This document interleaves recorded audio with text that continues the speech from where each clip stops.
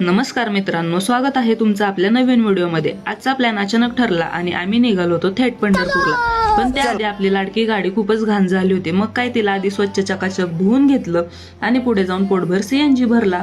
प्रवास म्हटल्यानंतर भूक तर लागणारच, पण यावेळी आम्ही काहीतरी वेगळं ट्राय केलं होतं। आपल्या लहानपणीची आठवण असलेल्या त्या पुंगळ्या घेतल्या, ज्या आपण लहानपणी 5ही बोटामध्ये अंगठी सारख्या घालायचो। आणि त्याच सोबत सगळ्यांचा लाडका असलेला बॉबी, ज्याला काही जण चक्र सुद्धा म्हणतात। हे सर्व खात असताना लहानपण नुसत्या चटरफटरने पोट कसं भरणार, म्हणून मग आम्ही माऊली हॉटेलला थांबलो आणि तिथल्या झणझणीत वडा सॅम्पल चापून पुन्हा सुसाट प्रवासाला सुरुवात केली। गावाकडे जायचं म्हटल्यानंतर एक्साइटमेंट तर शिगेला पोहोचलेली असते। गावात गेल्या गेल्या आम्ही मुख्य कामाला सुरुवात करणार होतो, ते म्हणजे वर्षभराचं काळं तिखट, ज्याला आपण येसूर म्हणतो। आणि त्यासाठी लागणारे मसाले खरेदी करण्यासाठी आम्ही थेट गेलो बाजारामध्ये। काळं तिखट बनवण्यासाठी लागणारं सर्व साहित्य घेऊन आम्ही घरी पोहोचलो। घरी गेल्यानंतर मनाला एक खूप समाधान मिळालं। त्यानंतर मग काय, सकाळचा दुसरा दिवस।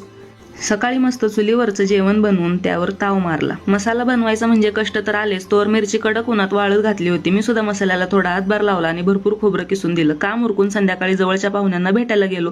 दिवसभर कडक ऊन होतं, पण रात्री मात्र निसर्गानं आपलं रूप बदललं।